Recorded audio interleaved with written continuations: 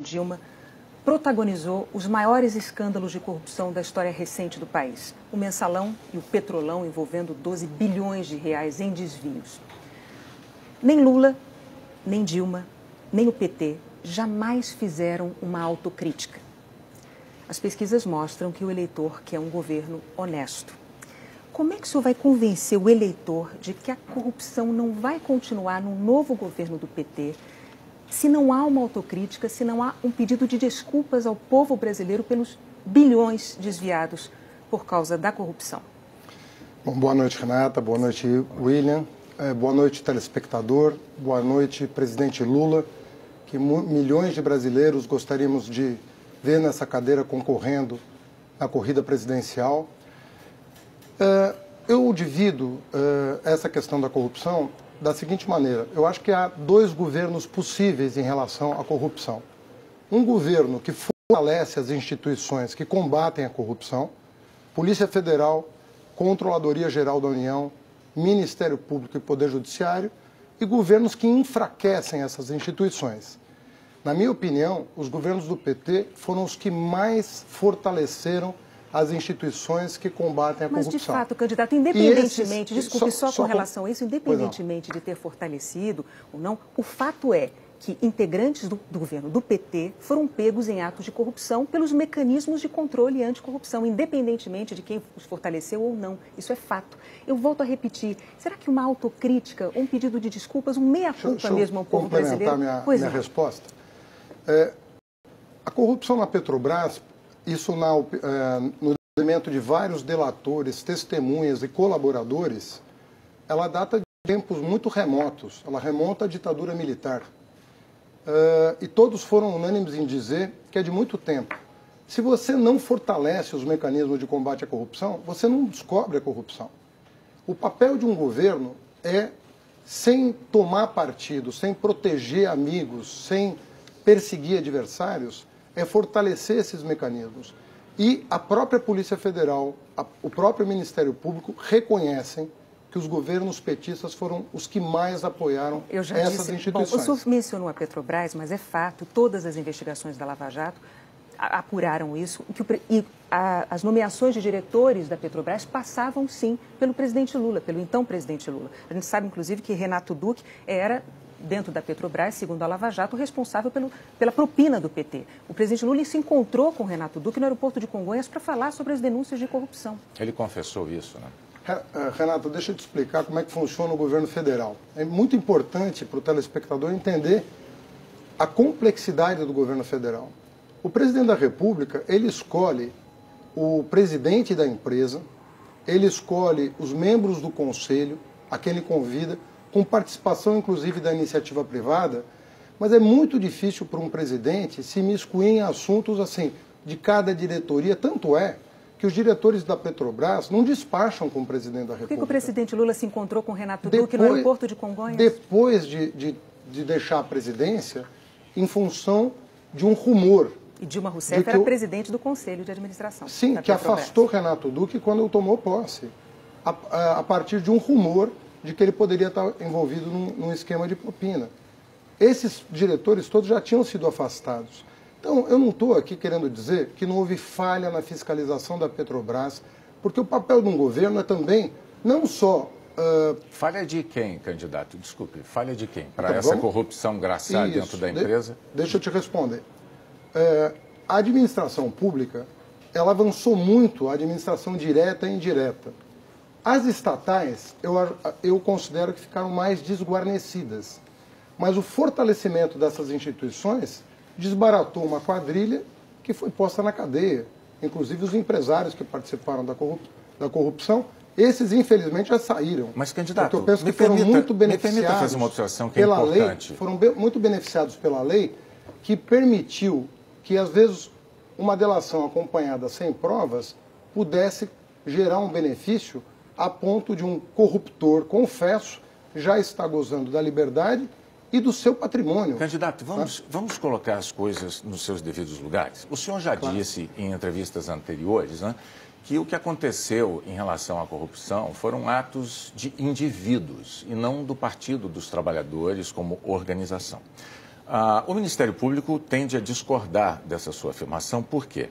No levantamento do próprio Ministério Público, quando a gente olha aqui a lista, a gente vê entre presos, condenados, investigados e réus na Lava Jato, o que é que tem do PT? Tem 2 ex-presidentes da República, Lula e Dilma.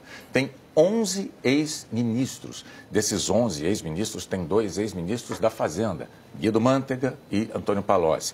Tem 4 ex-presidentes do Partido dos Trabalhadores, eu posso nomeá-los, se o senhor preferir. Tem 3 tesoureiros, ou seja, os procuradores, diante dessa situação, eles dizem o seguinte: não havia ali atos isolados, o que havia ali era uma situação sistêmica, organizada. Eu gostaria de saber como é que o senhor se contrapõe a essa evidência.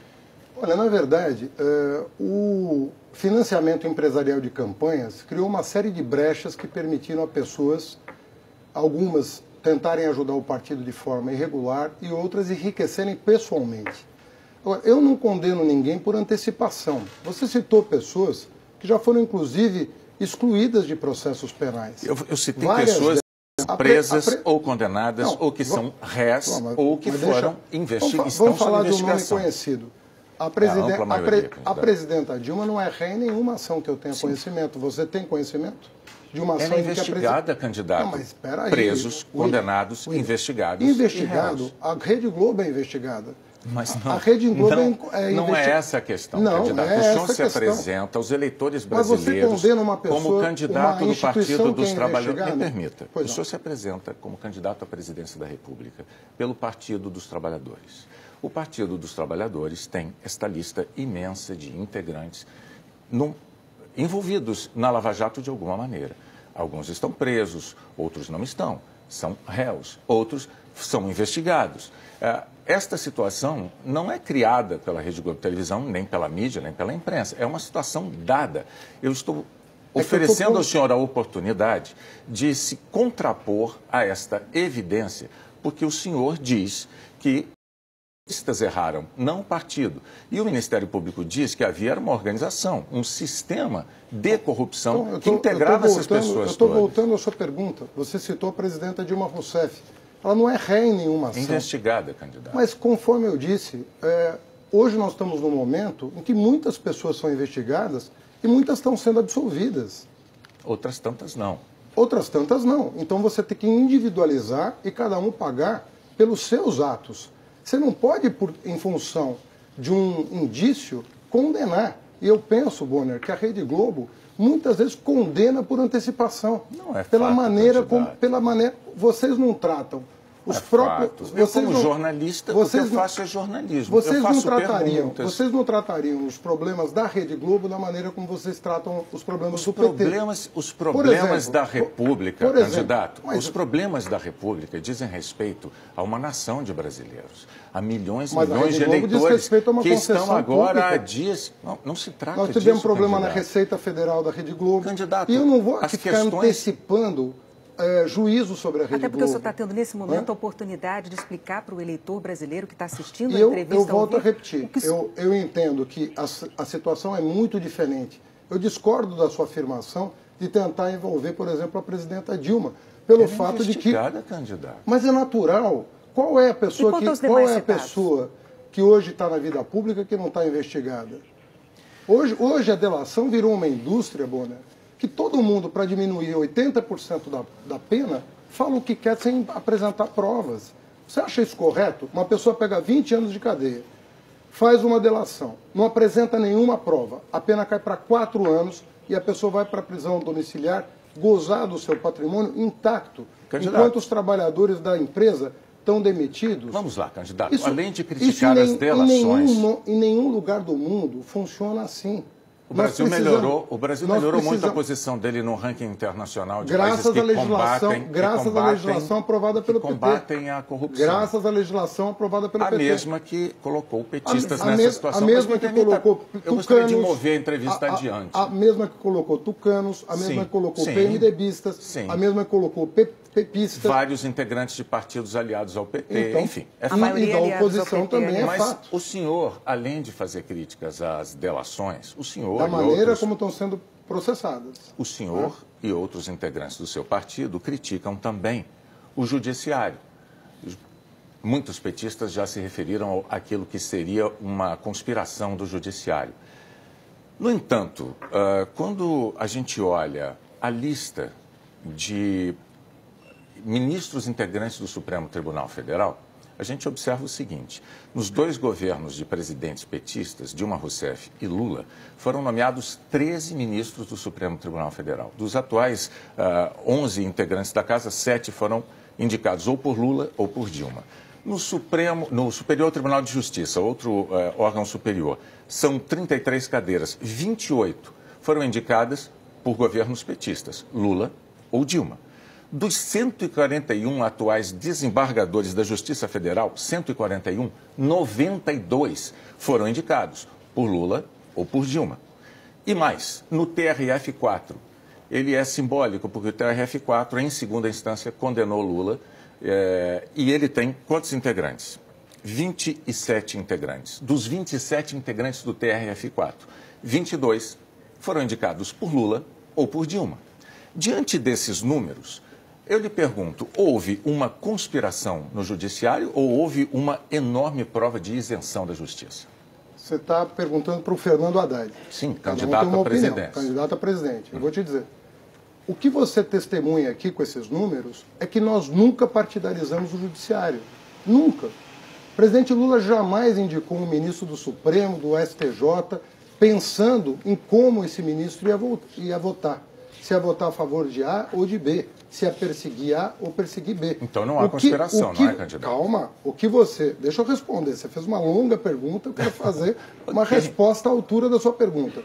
Então, o que a sua pergunta demonstra, por números, é que nós nunca partidarizamos o judiciário.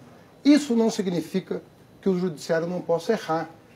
E é em função dos erros judiciários... Errar ou conspirar, candidato? Errar. Você está perguntando a minha opinião. Eu nunca usei a palavra conspirar. Foram muitos os petistas que recorreram a essa expressão. Você diga o nome e eu não vou responder. Não é necessário. O que eu digo a você é que o judiciário tanto pode errar que os recursos são previstos na nossa Constituição para corrigir os erros do judiciário. Se ele fosse infalível, bastava juiz de primeira instância. Agora, candidato... Você não precisava de recurso. Candidato, o seu nome foi citado na delação da Odebrecht. O seu nome. O seu nome foi citado na delação também de Mônica Moura e da UTC, de Ricardo Pessoa. Muito bem. O senhor acabou de ser denunciado pelo Ministério Público nessa semana por corrupção passiva, lavagem de dinheiro, formação de quadrilha. O senhor e mais 4 pessoas, entre elas, inclusive, o ex-tesoureiro do PT, João Vacari. O senhor, portanto, é denunciado na Lava Jato. Isso não o constrange como candidato à presidência da República? Olha, se o que foi anunciado pela própria imprensa for verdade, a não ser que vocês tenham subvertido os fatos... Nós nunca fazemos isso, candidato. A Odebrecht e a UTC teve o túnel da Avenida Roberto Marinho suspensa no meu 2º mês de mandato. Eu tinha exatos 44 dias à frente da Prefeitura de São Paulo, quando eu suspendi uma obra por indícios de superfaturamento. Essas 2 empresas resolveram retaliar e, sem apresentar nenhuma prova, foram ao Ministério Público denunciar o que seria o pagamento de uma despesa de campanha que eles não provaram até hoje. 2.600.000. Esses promotores que me denunciaram estão eles sendo investigados pelo Conselho do Ministério Público por terem entrado com uma ação faltando 30 dias para a eleição. Isso é um fato inédito na história do Ministério Público. O senhor e outros candidatos também reclamam, fazem essa reclamação, mas o Ministério Público só... É o Ministério Público, por meio do seu Conselho Nacional, abrindo o expediente para entender por que esses membros do Ministério Público, que tiveram 3 anos para me chamar, para levar a documentação que eu já anunciei, a 30 dias da eleição, tomam uma medida como essa. O Ministério Público lembrando que eu não conheço que a justiça não pode se pautar pelo calendário eleitoral. Candidato. Mas é o que ela se faz. Mas é o que ela faz.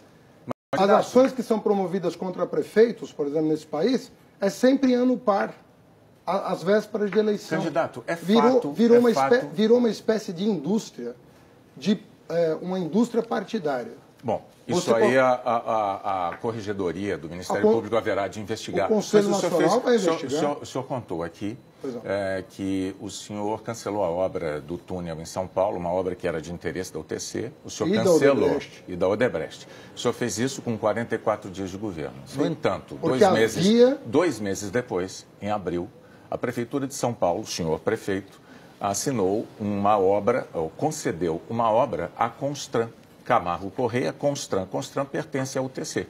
O senhor fez isso 2 meses depois. Sim, eu licitei uma obra que é um terminal de Itaquera. Um terminal de Itaquera. Sim, da mesma UTC. O senhor está argumentando que não faria sentido, não faria o menor sentido o senhor se beneficiar de ter suas dívidas de campanha pagas pela UTC, porque o senhor cancelou uma obra da UTC. Eu estou dizendo ao senhor que depois de cancelar esta obra da UTC, 2 meses depois, o senhor deu outra obra para a UTC. Não, eu não dei outra obra para a UTC porque a UTC não foi escolhida por mim.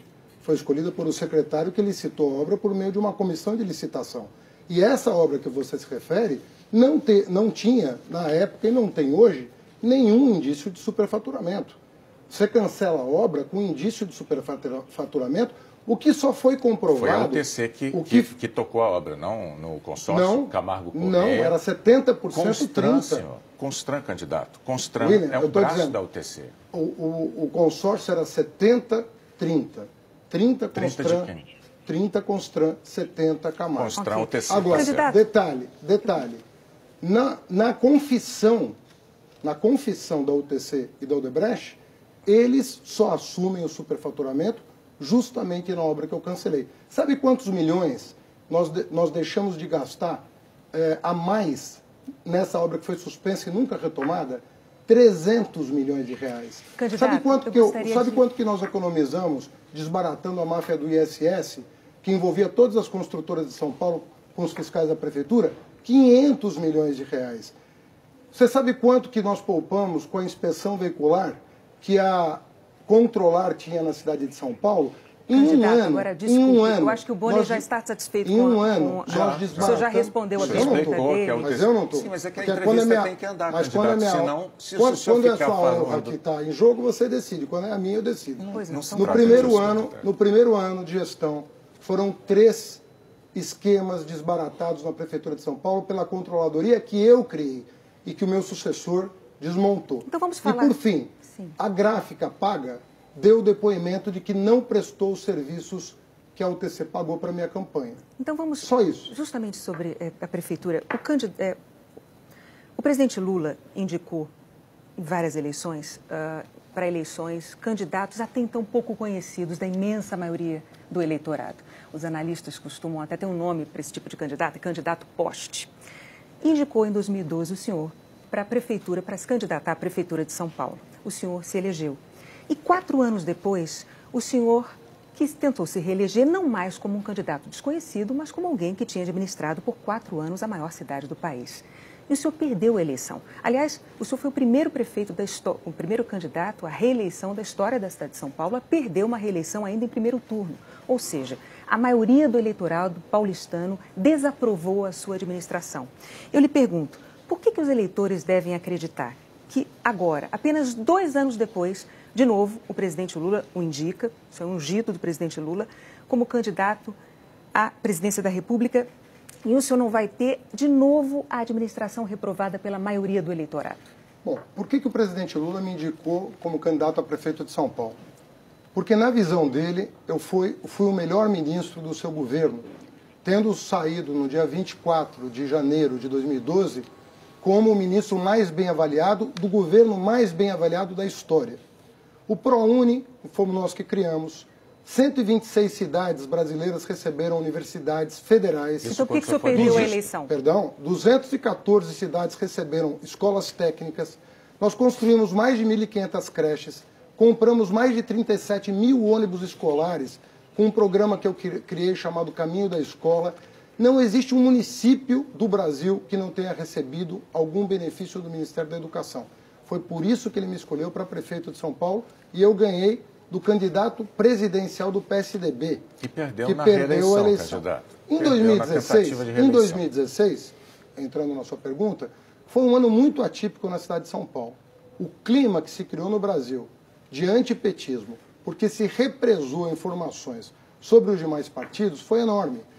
E o que aconteceu em 2016? O Temer assumiu a presidência da República e o Tasso Gereissati, ex-presidente tucano, admitiu ontem em entrevista que o maior erro do PSDB foi ter contestado as eleições de 2014, foi ter aprovado pautas bomba contra o governo da Dilma e ter embarcado no governo Temer. Então o senhor está dizendo que os eleitores não sabem votar. Em 2016... Eles puniram o senhor com a não eleição. Em 2016, esse país tirou uma presidenta legitimamente eleita do poder, colocou o Temer, que atraiu com um programa completamente diferente, e elegeu o João Dória na Prefeitura de São Paulo. O senhor atribui a isso a sua derrota eleitoral, pergunte candidato? Hoje para os eleitores de São Paulo o que eles acham do meu sucessor.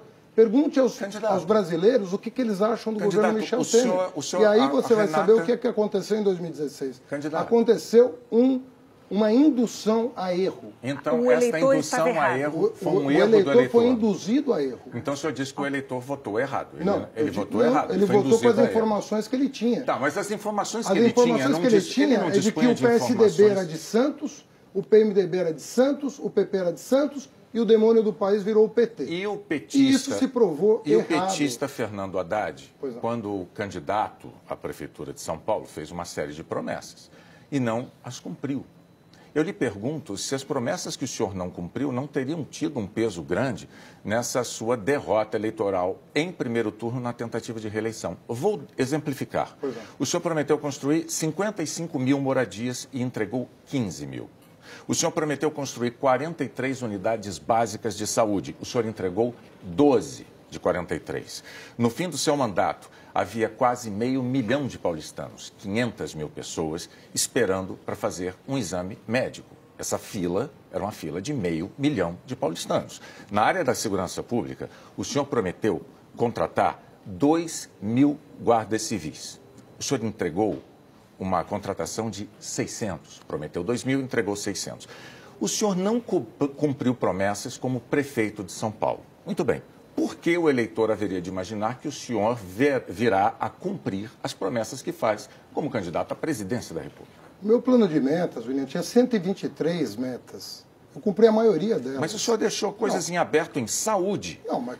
Em saúde e segurança pública. Você me fez uma para pergunta e não está me deixando responder. Não, candidato, eu só não quero que o senhor... Eu viabilizei. O senhor pode se defender e responder, não, só depois eu fazer esta observação. Pois é. O senhor deixou em aberto promessas na área habitacional, na área da saúde e na área da segurança pública. Por favor, pode Seus responder. números não estão bem corretos. Eles estão corretos, na área da moradia, checadíssimos. Na área da moradia, por favor, nós não vamos discutir números agora, porque eles estão corretos. Eu não vou entrar nessa polêmica, está publicado no Diário Oficial. Isso. No Diário Oficial do município estão os dados. Eles estão Agora, são 123 itens, nós cumprimos mais de 50%, 100% das metas e 85% ou 100% ou mais de 50% das metas. Detalhe, o PIB brasileiro entre 2015 e 2016 caiu 8%. Eu peguei a maior recessão da história da cidade de São Paulo e entreguei a cidade com um grau de investimento.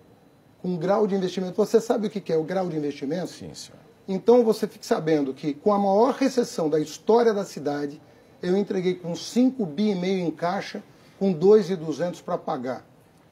Eu tive responsabilidade de manter a cidade de São Paulo sã num período de crise. Hoje, você tem estados atrasando salário, você tem municípios atrasando salário, você tem obras paradas no Brasil inteiro. Você não tem nada disso na cidade de São Paulo, candidato, não por causa do prefeito atual, por causa do trabalho que eu fiz de para a entrevista, das então, finanças. mas vamos continuar. Para a eleição de 2010, o presidente Lula indicou a então candidata à presidência da República, Dilma Rousseff, exatamente como fez com o senhor em 2012 para a Prefeitura de São Paulo e agora com a sua candidatura à presidência da República. Mas ao sair do governo, ter que deixar o governo, a presidente Dilma deixou o Brasil na crise em que todos nós brasileiros estamos mergulhados hoje e quase 11 milhões de desempregados. Hoje esse número já são 13, mais de 11 milhões. Mais de 11 milhões de desempregados, hoje são 13 milhões. Por que os eleitores devem acreditar que com o senhor, o partido que deixou mais de 11 milhões de desempregados não vai agravar a crise? Olha, eu tenho todas as razões do mundo para imaginar que o PSDB não vai sabotar o governo eleito no próximo dia 7 de outubro, como fez em 2014. A culpa é do outro partido? Em 2014, não, a culpa é do PSDB porque o presidente do PSDB assumiu a culpa ontem. Candidato. Assumiu a culpa ontem no jornal de grande circulação. Isso não se sustenta, candidato. Em Dá licença, eu vou reproduzir a fala do Tasso Gereissati ontem na Folha de São Paulo. Candidato. O Tasso Gereissati falou: nós cometemos 3 erros. Nós, pela primeira vez, questionamos um resultado eleitoral no Brasil. Isso é um crime contra a democracia. Não se faz. Segundo lugar, nós aprovamos uma pauta em que nós não acreditávamos para prejudicar o PT. As palavras são dele, Tasso Gereissati. 3, nós embarcamos no governo Temer. Candidato. E 4, nós embarcamos em Aécio Neves. Isso é o PSDB, esses 4 elementos é responsabilidade do PSDB. A crise é dos outros, então, o que dizer PSDB. dos mais de 11 milhões de desempregados? Mas Dilma Rousseff deixou o Brasil com mais de 11 milhões de desempregados. Governo Dilma, candidato. Quando que a recessão começa? Depois da reeleição. O senhor fez uma pergunta, eu vou lhe responder.